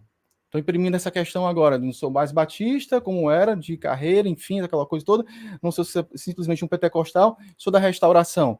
A partir de que essa minha declaração ela se impõe no mundo? A partir de um texto bíblico, a partir da compreensão de mundo, existe essa liberdade dentro do cristianismo. Aí, se não entender, por exemplo, quando eu digo assim, shalom, eu não saúdo necessariamente com graça e paz, ou paz e graça, ou sei lá o que estão inventando. Pai do Senhor, Pai do Senhor, eu salto com paz, shalom. né? Se as pessoas não entendem, dizem, peraí, ele está judaizando. Porque shalom é do judeu. Não, shalom é a paz que está na Bíblia. Mas ele chamava de paz. É a paz que Cristo entrega às pessoas. Só está falando pessoas. de hebraico, mas é a simplesmente, paz. Como por exemplo, qualquer pessoa cristã... Vou complicar. É bom. Qualquer pessoa cristã, ela fala mais hebraico do que ela pensa que fala. Por exemplo, vou deixar registrado. Aqui resiste. Por exemplo, quando ela termina a oração, ela diz o quê? Amém. Uma palavra. Quando ela está no louvor e ela enche com êxtase emocional ou cheia do Espírito, como quiser chamar, ela diz Aleluia. Duas palavras. Quando ela diz só Jeová na causa, 3. Quando ela deseja assim, que Jesus volte logo, isso então aqueles Maranata. Maranata. Tem aquela mistura do aramaico, mas a gente vai considerar o hebraico. E milhares de outros termos de fé. Os termos de fé, outro registro importante. Todo termo Glória a Deus, não? Também. Se tem um Deus, se for a deuses, aí seria outra coisa, mas se for glória a Deus, já é do judaísmo. Ou de uma religião monoteísta que a gente segue na Bíblia, que é um único Deus. Mas todos os termos de fé na Bíblia não são assim compartilhados com outros idiomas. São de privilégio da língua hebraica. Uhum. O grego, estou aqui com um professor de grego, casado com uma professora muito boa de grego. Ela que ensina ele. Pois é, o grego ele translitera, ele sofre dores de parto para tentar interpretar o sentimento hebraico. Então, assim, muitas pessoas correm o risco de estudar hebraico para o judaísmo, correm sim, se não tiver uma orientação de um pastor que entenda, que vai instruir, assim, você não precisa virar judeu para aprender o hebraico e ampliar mais seu entendimento da Bíblia, porque nós temos uma tradução. Você está entendendo? Então, assim, é muito importante entender esse dilema e encarar como um desafio, entender essas questões que a gente vive hoje, como eu apresentei aqui, batismo, Wagner pode falar, a apresentação de crianças, um livro como regra de fé e prática, apresentação de crianças, tudo isso está registrado na Bíblia, Quem viveu o judaísmo, mas antes do judaísmo documentar, porque o judaísmo é a religião do judeu genérico. Você nasce e assume a religião judaica ou não. Ser judeu não significa que você segue o judaísmo. Ser judeu significa que você nasceu dentro de uma etnia que realmente tem um sangue, enfim, mas você pode não seguir o judaísmo. Então, aqui a gente generaliza, a gente perde a beleza dos detalhes da obra.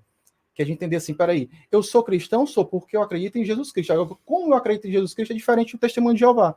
É diferente de um crente raiz da Assembleia de Deus, é diferente de um batista, hoje é diferente de um luterano e muitas vezes da congregacional. Porque tem a congregação agora de complicar, né? É bom para ele ficar mais empolgado na conversa, porque ele está muito bem pontuado aqui.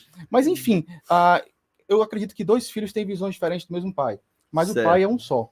Agora, como você vai entender, aí já é um problema que divide as pessoas. Se a gente procurar entender o que ele disse, a gente vai se unir.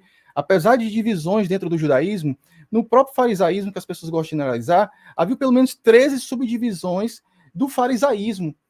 Havia os saduceus na época de Jesus que acreditavam em coisas opostas, aquela questão da vida eterna, era uma divisão teológica muito clara, mas todos estavam reunidos no mesmo lugar, porque não existia tradução diferente.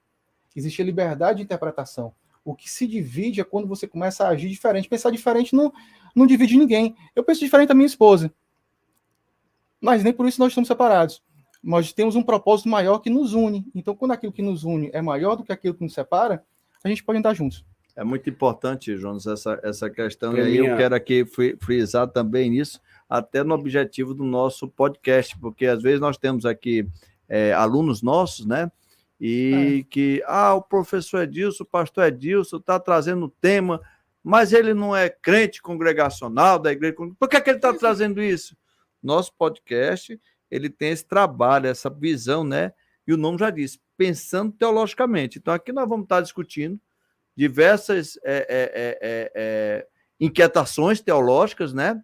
Mas, quando cada um de nós temos o nosso posicionamento, mas maior é aquilo que nos une É verdade. do que a teologia, que muitas das vezes pode nos divergir em algum momento.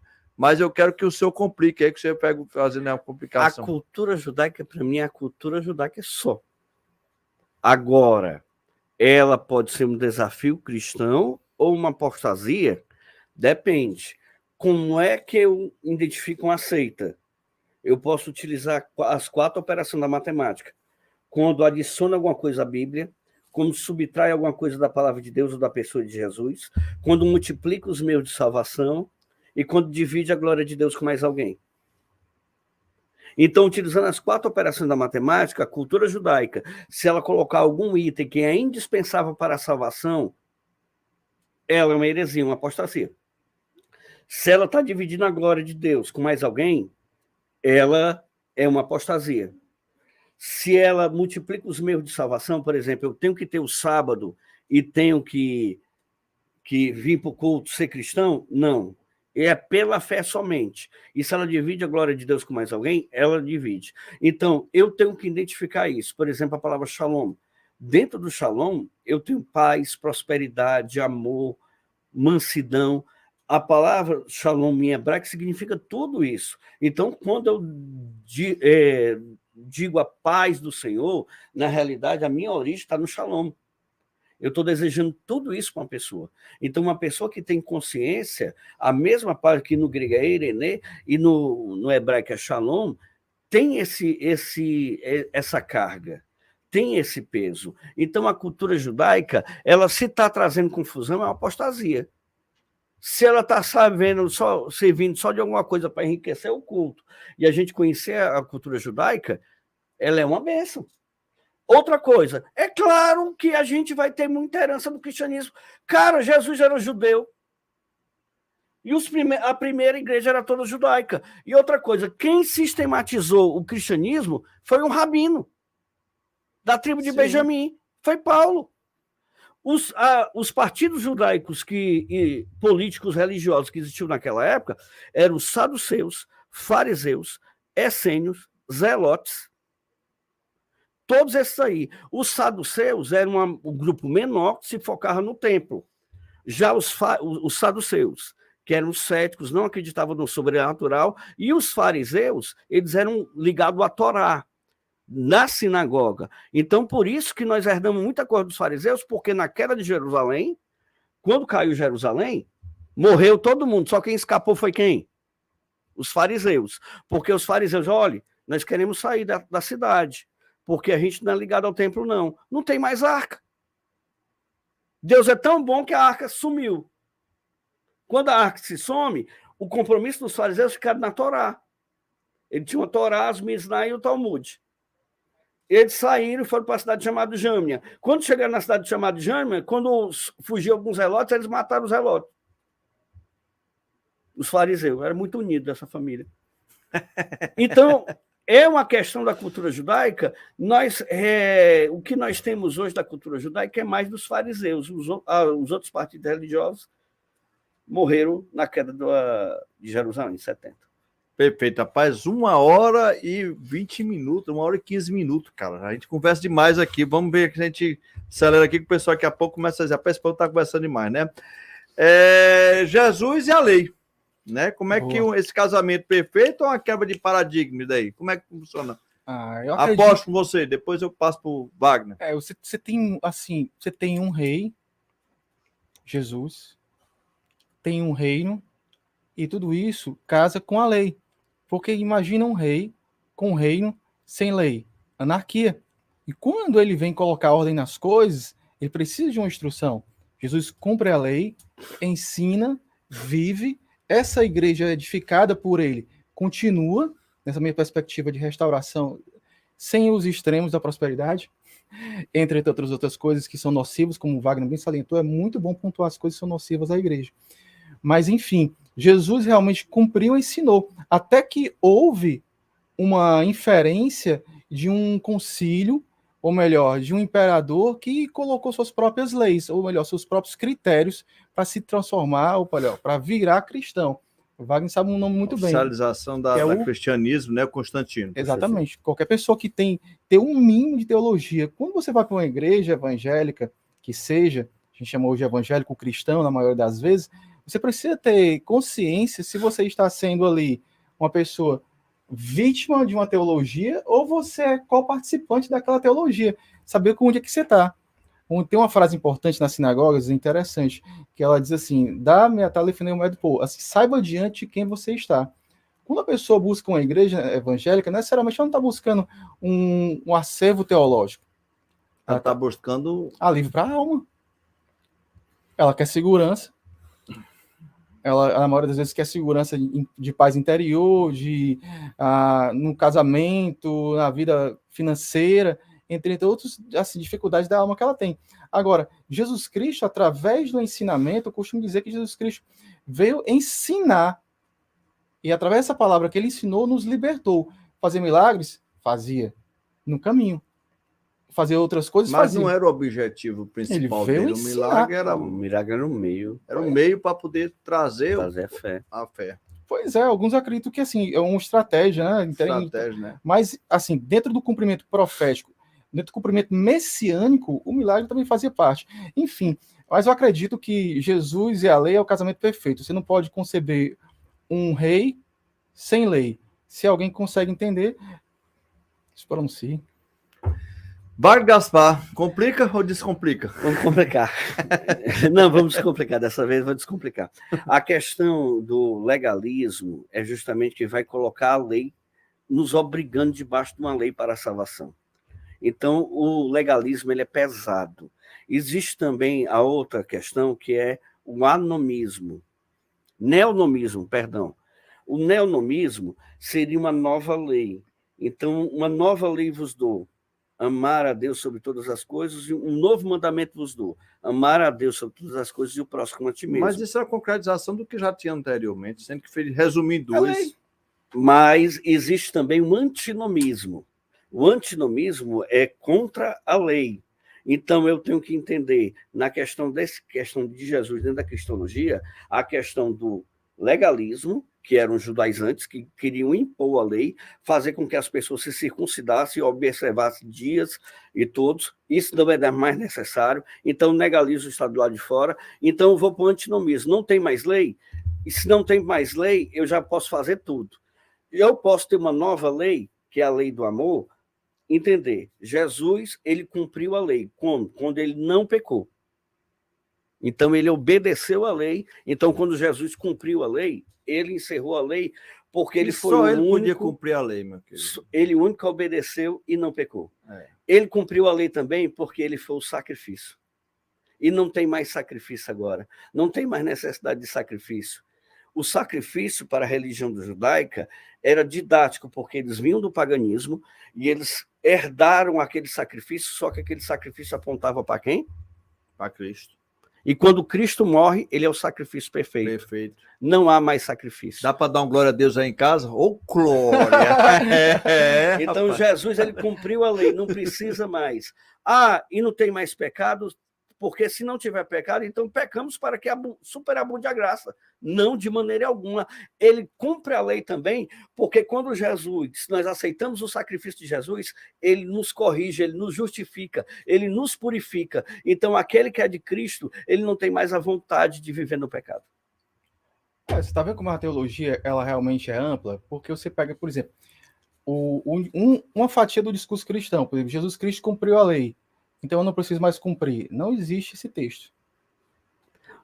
Aí onde está. Se Jesus Cristo cumpriu a lei e eu recebo o sacrifício dele, eu vou seguir a Jesus. Mas o reforço que o João está colocando, e aí eu quero também chamar a atenção, porque esse discurso de dizer não é mais necessário cumprir a lei, é muito complicado, porque de repente, então, vamos virar anarquia aqui. É um antinomismo cristão. Hoje só são os extremos, né? Assim, não cumprir e assim cumprir demais. Eu acredito o seguinte, eu penso assim no meio de vocês aqui, deixa eu dar aqui minha mera opinião, né? O aceitar a Cristo e por ele ter cumprido a lei faz com que o meu interior obedeça a lei sem necessariamente trazer ela como um peso, mas sim porque a graça está em mim e faz com que eu siga essas normas sem Sim. que isso seja uma coisa pesada para a minha vida. Perfeito. Isso é viver o cristianismo. É Mas eu não perfeito. posso negar essa lei. De forma alguma. Não Você vai negar a posso instrução. negar, né? Eu faço esse cumprir quase que automaticamente porque Cristo está em mim. E E quando se não Cristo vive em cumpro, mim, eu vivo em obediência às leis. De forma ordenada. De porque forma e quando eu ordenada. não cumpro, já é a carne que está em mim, porque não faço o bem que eu quero. O mal que eu não quero faço. Já não faço eu, mas o pecado que habita em mim, Romanos 7,19. Mas também diz que a carne é fraca, mas o espírito vivifica. Então vamos deixar. Mas só... Eu até falei isso no domingo, eu disse, vamos deixar de ser vergonha, que tem que dizer, pastor, eu peco porque a carne é fraca, não, porque tu é sem vergonha mesmo. E o pecado é vitamina? Oi? Oi? E o pecado é vitamina? É veneno. É porque ele está dizendo, a carne é fraca, o Wagner está no... A carne é fraca, ela só vai se converter quando ela for revestida de incorruptibilidade. Até lá, o espírito luta contra a carne e a carne contra o espírito. É interessante, né? Porque quando você cria você torna a coisa genérica e E você... eu peguei do açúcar. Oi, pega aquilo sem açúcar, mistura. A coisa, quando ela se torna genérica, ela perde a beleza dos detalhes. Já frisei várias vezes, porque se a Bíblia fosse ler, ela tinha começado a partir de Êxodo capítulo 12. Mas ela é uma instrução. É uma instrução. E quando ela tem instruções que a gente denomina como lei, são instruções que podem ser colocadas em qualquer sociedade no planeta Terra. Qualquer sociedade que cumprir pelo menos os 10 mandamentos vive em paz. Até o sábado. Qualquer sociedade, você pega e impõe os 10 mandamentos em qualquer sociedade. Deixa Ela eu vive fazer em uma paz, digressão vive aqui, bem. deixa. Rapaz, nós temos que acelerar que nós já temos, por isso já estamos indo embora, porque a gente Mas demorando muito a conversa. digressão é o seguinte, Fica mais um pouquinho, estamos os terminando. 10 mandamentos, todo o código, você sabe mais que eu, todo o código penal do mundo é baseado nos 10 Você tá vendo? mandamentos. É a base. Aí a gente... Incrível isso. Se a gente, assim, generaliza assim, eu não vou cumprir a lei, ou a lei já passou, alguma coisa do tipo, o que a gente está falando na igreja? É de um amor sem regras, amar livremente. Por exemplo, se você pode até amar minha esposa, não tanto quanto eu, mas se você quiser agradar ela e de repente dar um bolo de chocolate e não entende a regra da vida dela, que hoje é comer comidas que não tenham leite, porque ela tem intolerância à lactose, você matou porque não conhecia uma regra, não conhecia a instrução do amor que é para amar ela. Então, assim, para amar a Deus, você diz assim, eu posso amar a Deus de qualquer forma? Bom, de Gênesis e Apocalipse tem dizendo que não. Ele ama do jeito que você está, ele busca você onde você está. Na verdade, quando você percebe Deus, ele está lhe buscando, é um pai buscando o filho. Mas ele tem suas instruções. A gente chama de lei e se torna genérico demais, porque hoje o brasileiro não gosta nem de obedecer a lei de trânsito, porque não vê um retorno, vê um legalismo, você paga impostos, mas não tem estradas. Você paga impostos e não tem o serviço público de saúde, segurança e educação como deveria ter. E aí esse entendimento acaba migrando para um entendimento de lei, que é uma instrução divina. Pelo amor de Deus, quando você pega a lei e começa a ver a lei representando a presença de Deus, eu fiz até um paralelo aqui, a gente está publicando algumas coisas interessantes, depois eu vou colocar, você pega, por exemplo, Deus é bom. Marcos capítulo 10, versículo 18. E você pega, a lei é boa, Deuteronômio fala, Paulo também fala. Você pega, a lei é santa, Números fala. Pega, Deus é perfeito. O Samuel, Mateus fala. E a gente pega assim, a lei é perfeita. Pega o Tiago falando que é perfeito também. Existe um paralelo do caráter da instrução. Eu não acredito em um Deus que seja assim, tem um caráter masoquista, ele gosta de fazer as pessoas sofrer. Vou te dar, você vai sofrer. Se ela não vai cumprir, tenta aí carregar essa pedra. Eu acredito que ele me deu instruções para eu poder viver com paz e prosperidade. A prosperidade que vai além daquilo que eu tenho, mas daquilo que eu sou, em plenitude de vida. Quando a gente fala de restaurar, é para viver em plenitude de vida. Não é para viver assim, a parte da vida que eu tenho. É para viver aquilo que eu nasci para ser. Um servo, adorador de um Deus que, quando me gera, já havia um problema antes, mas ele disse, olha, eu vou colocar os jantas a partir desse ponto da linha do tempo, e ele vai exercer aquilo que precisa ser exercido para que a Terra fique melhor. Quando ele acredita em mim, ele tem um dia melhor do que o dia que ele nasceu. Ele tem um dia que ele nasceu de novo. E aí é interessante porque o Wagner usou aquela questão do nascer de novo, aquela questão toda. O próprio hebraico, que é a língua que sustenta esse pensamento santo das Escrituras, nem suporta a questão do novo que não existia antes. Todo novo na língua hebraica é uma questão de renovação, porque quando Deus criou em Gênesis, ele criou tudo Todas perfeito. as coisas. Tá aí. Eita, rapaz, vou nem pedir o VAR para descomplicar, não, porque nós já vamos com 1h e quase 1h30, rapaz, né? Vamos. Você quer dar os finalmente, eu vou passar para os finalmente. Já quer acrescentar alguma coisa ou a gente já pode aí, já, né? Vamos para as considerações finais. Eu vou passar primeiro para o pastor Wagner aí. Eu sei que ficou muita coisa, pessoal, mas já estamos aqui já com quase 1h30, né? Já ocupamos muito teu tempo aí. Vamos lá, considerações finais, pastor Wagner. A igreja cristã é extremamente simples. Ela nasce no judaísmo, porque todos os membros eram judeus, só que depois ela vai para os gentios e ela perde toda a ritualística. Os cultos eram à noite dentro das catacumbas, os cultos eram às escondidas, não dava para ter muita paramentos. O batismo aí vem se tornar por aspersão. Nós não sabemos se o batismo cristão era por imersão ou aberção. Se for dos essênios e herdado de João Batista, era aspersão. Se for por imersão, era dos prosélitos, dos judeus prosélitos. Nós não sabemos como era o batismo, mas tem registros arqueológicos que o batismo na igreja primitiva era por aspersão. Por isso que nós ainda mantemos congregacionais aqui. E era muito simples a liturgia. Com Constantino, que vai misturar uma série de paganismo com judaísmo, e se criou toda a liturgia pesada da Igreja Católica, que chamava muita atenção. Judaísmo é judaísmo, cristianismo é cristianismo. Nós herdamos muitas coisas do judaísmo, sim, é claro. Jesus era judeu e Paulo era judeu. Mas o que importa é a essência. Jesus descomplica bastante o cristianismo. Jesus ele não era ritualista, ele não seguia rituais. Ele comia no sábado, ele curava no sábado, ele fazia muita coisa que os judeus não gostavam. A salvação não pertence aos judeus. Ele veio para que eram os seus e os seus não receberam. Evangelho de João, capítulo 1, verso 10. Mas a todos aqueles quanto receberam, deu-lhes o poder de serem feitos filhos de Deus, a saber os que creem no meu nome, no seu nome. Então, quando eu aceito Jesus, eu não preciso restaurar com uma coisa que eu nunca fui. Eu tenho que ter personalidade e saber que a salvação é simples, muito simples. É entregar a sua vida a Jesus, procurar seguir a Bíblia, procurar uma igreja cristocêntrica que seja a salvação. Porque nós cremos que dentro da teologia do Antigo Testamento, tudo se aponta para Cristo. Como o apóstolo está falando aqui, viver uma vida plena. Mas quando eu pego o Novo Testamento, na sua integridade, porque Pedro chama as Escrituras, os escritos de Paulo de Escrituras, ou seja, mesmo pé de igualdade com o Antigo Testamento, eu mostro que o meu foco sempre foi Cristo e sempre foi a salvação. Tenho direito a uma vida plena, vida em abundância tenho, mas o mais importante é morar no céu e aceitar Jesus como o único e suficiente Salvador. E a todos quanto receberam, deles o poder de serem feitos filhos de Deus, a saber que creem no seu nome. Não precisa guardar sábado, não precisa deixar de comer nada, precisa aceitar Jesus e acabou-se. Eita, glória. Apóstolo Jonas, suas considerações finais aí, como é que deu uma consideração alongada, mas diga aí, suas considerações finais. Bem considerado, né? Mas eu estou muito honrado de ter participado desse podcast, espero que outros convites surjam para a gente poder ampliar cada vez mais um tema que é carente no meio da igreja, ou seja, você precisa entender cada vez mais as raízes da fé, porque quando o vento sopra contra uma árvore, ele põe à prova as suas raízes.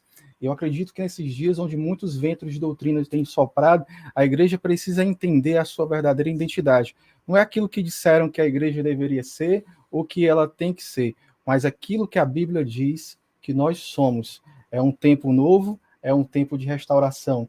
E para aqueles que quiserem ampliar o seu entendimento a partir da língua santa, o hebraico, a língua que foi escrita, descrita e pensada a Bíblia, nós temos um convite especial para você, cursoaleph.com. Essas são as minhas considerações, que todos realmente tenham aprendido alguma coisa, e aquilo que não foi útil, não use, mas aquilo que foi útil, pratique. Shalom, shalom e tudo de bom. Amém, amém, amém, amém. Por favor, dá um like aí, que eu tô vendo aqui, tem um bocado de gente, mas ninguém apertou lá para dar aquele okzinho, né? Aproveitei que tá finalizando, mas dá o likezinho aí, né? Dizendo ok, gostei. Não aperta para baixo, é só para cima, beleza? Para poder ficar bonita aí a história. E quero agradecer aqui a todos vocês que ficaram até esse momento conosco, agradecer aqui nosso apóstolo Jonas pela a prontidão de nos trazer aqui e receber esse convite, agradecer ao nosso querido pastor Wagner Gaspar, que sempre vem nos auxiliando aqui, né? O podcast Pensando Teologicamente tem que ter um Wagner Gaspar desse para ficar sempre brincando aqui, complica ou descomplica, né? Mas ele traz aí esse ponto de equilíbrio aí para que a gente possa trazer as discussões de uma forma mais legal. E contamos com você no próximo podcast, na próxima terça-feira. Um tema um pouco mais light, tá? Um temazinho um pouco mais calmo, né? Nós vamos falar sobre a importância do discipulado. E aqui eu quero convidar você, principalmente os jovens, né? Fala para os jovens aí da sua igreja, para não perder na próxima terça-feira. Nós entendemos que um jovem, quando ele sai ele termina o seu ensino médio e entra no ensino superior e está agora no momento do acadêmico, né? Ele é bombardeado com filosofias, né? Contra aquilo que ele vem aprendendo durante todo o seu percurso cristão. E aí a nossa temática vai ser em cima disso, né? A importância, né, do discipulado para esses jovens dentro, né, que vão adentrar dentro das instituições de ensino superior, no caso as faculdades, né? Então é muito importante a gente discutir isso. Vamos estar trazendo aqui o pastor Onésimo, da Igreja Assembleia de Deus, Bela Vista, lá aqui do perto de nós, aqui do meu Deus do céu, aqui em Maracanã, o Distrito Industrial. E vou fazer o convite aqui já direto, que é para ele não faltar, né? Wagner, para vou tentar aqui, porque falou em discipulado, falou em Wagner Gaspar, que ele também tem um trabalho muito legal aí. Eu sugiro o pastor Jean Lins, da Igreja da Paz. Vamos convidar ele para ver se ele vem. Ver se ele vem, chamei, você tem acesso a ele, Jean. Vamos lá, dar um pulinho lá para poder falar sobre discipulado. Tá bom, pessoal? Muito obrigado. Vamos estar orando agora, finalizando. Mais uma vez agradeço a você e oremos. Deus Pai, muito obrigado, Senhor, por esse momento maravilhoso que Tu nos concedeste. Sabemos, ó Pai, das nossas limitações finitas com relação a muitas questões relacionadas a Tu, Senhor, que é eterno. Mas nós cremos, meu Pai, que conforme nosso coração, nosso desejo, ó Pai, tudo que foi feito aqui foi para honrar e glorificar Teu santo nome. Amém. Vem nos abençoar, Pai, e que Teu olhar de misericórdia esteja sobre nossa vida e sobre a vida de cada um que está aqui até esse momento em nosso podcast. Abençoe nossos passos e nos proteja de todo mal, em nome de Jesus. Amém e amém. E até terça-feira, se assim nosso Deus permitir. Fique com Deus, forte abraço.